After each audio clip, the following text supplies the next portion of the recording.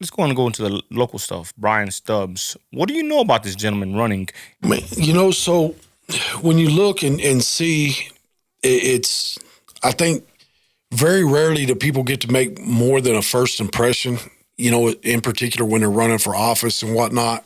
And I for one, would like those impressions to always be, in person. I know that can't always happen when somebody has a town hall or meeting or whatever. Everybody can't make it. I wasn't fortunate enough to be able to see any of those this year. But you can look at somebody's track record. If you can't see them in person and get a good first impression, currently, what you can always do is go back and look at their track record. And when I look at a guy's track record, that, he's a business owner, supports the oil and gas industry, loves this community, invests in this community. He's grown his business tremendously. And to me, when I look at somebody as a leader,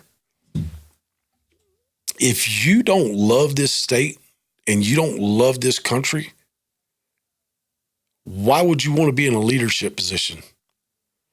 There can only be one reason, and that would be to destroy it from within, to make it weaker than it is. And with him, I have no doubt that he loves this country, he loves this state, and I would say that that's the kind of guy, honestly. I prefer someone like Brian Stubbs, who's not a career politician, that goes around saying whatever is popular to say at the moment, that he's built a life, he's built a company, good family man.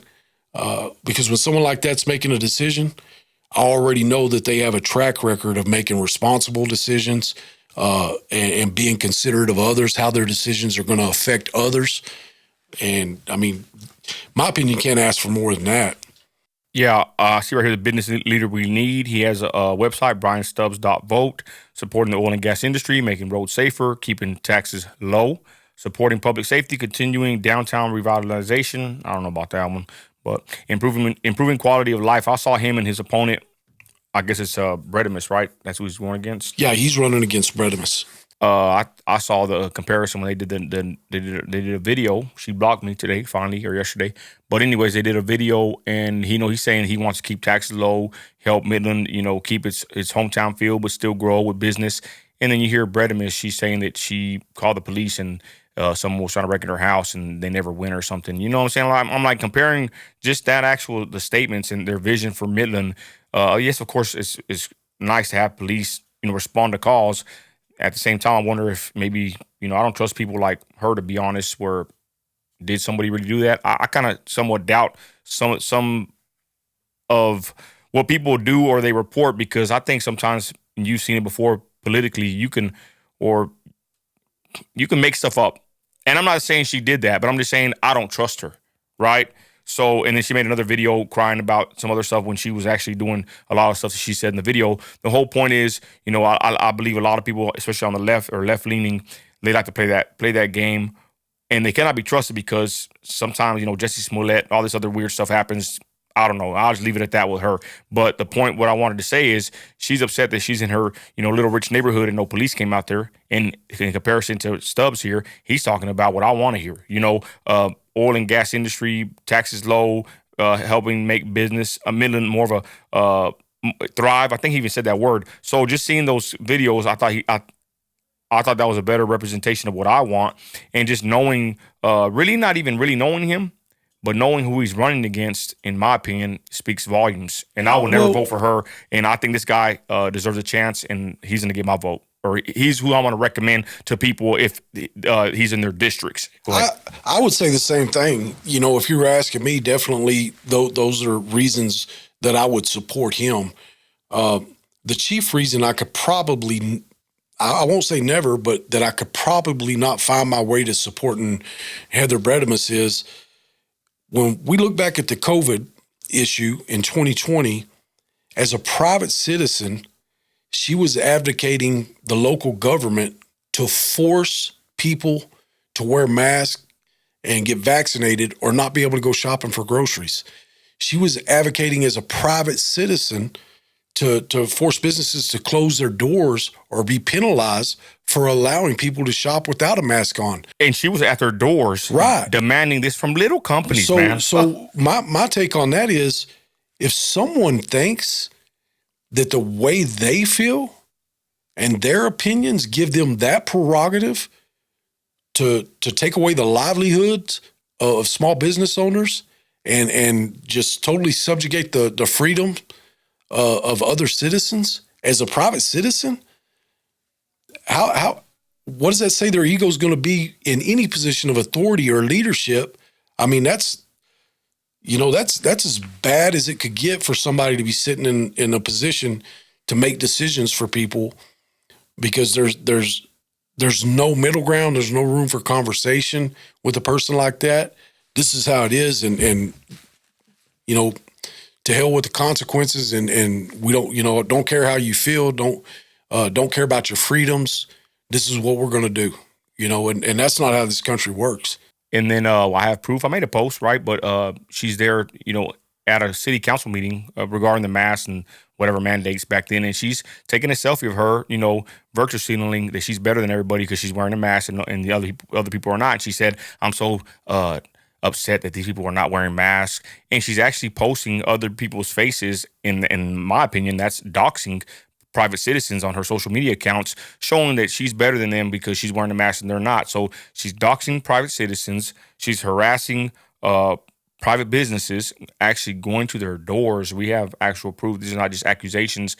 And then also she was for these books being accessible to children that are very controversial, very explicit. And a pastor that came to Midland, they're actually making a movie about it. He was reading and they're trying to arrest him for even reading these books, but these are the books that she's advocating for to be in the hands of young children at the Midland Public Library. Right. So these three things are the things I have against her, besides other issues.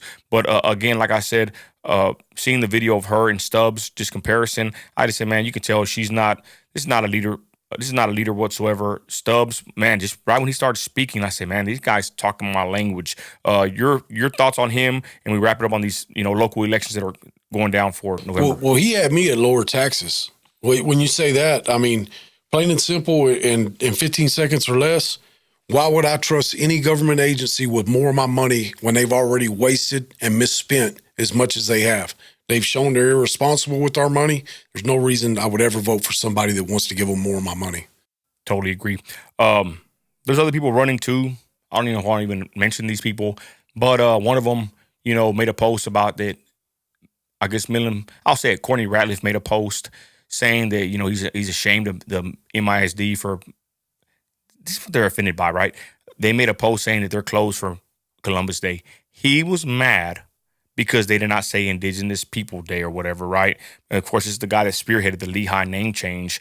And I'm like, man, this is what you're worried about? You're worried about them actually just making an actual post to inform citizens that certain things are shut down for Columbus Day, an actual federal holiday. You're mad because they're not saying Indigenous People Day or whatever this hogwash is. What does that tell you right there? So, well, that tells me that post says a lot more about Courtney Ratliff than it does about MISD. Honestly, the district he's running for, I could not fathom. It may be possible. You never know what happens with backroom deals and this and that and financing and all the crazy things that happen in any form of politics. But I can't fathom that anybody that thinks that's an important issue as opposed to the safety of our students at school, improving their education and increasing teacher pay and things of that nature could possibly be a serious candidate for a school board seat in the same district where we have somebody like Michael Booker that, he's a middle of the road, common sense, good family man that loves his country, cares about our schools, cares about our students. I don't, sometimes things like that are hard to say in the same sentence, those two names, because they're so polarizing, categorically different, Yeah.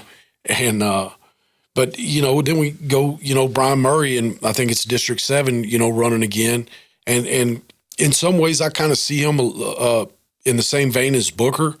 He's not He's not a loud guy that stands up and make a mess, but I think he has been, for the most part, a voice of reason and, middle of the road of, this. Are we getting distracted by things that are really not in our mission statement as a school board? Okay. And we want to do more on these candidates as we continue along. But I just know that's things that kind of popped up in my mind because I've seen these as of late kind of somewhat not go viral, but pop up on my radar.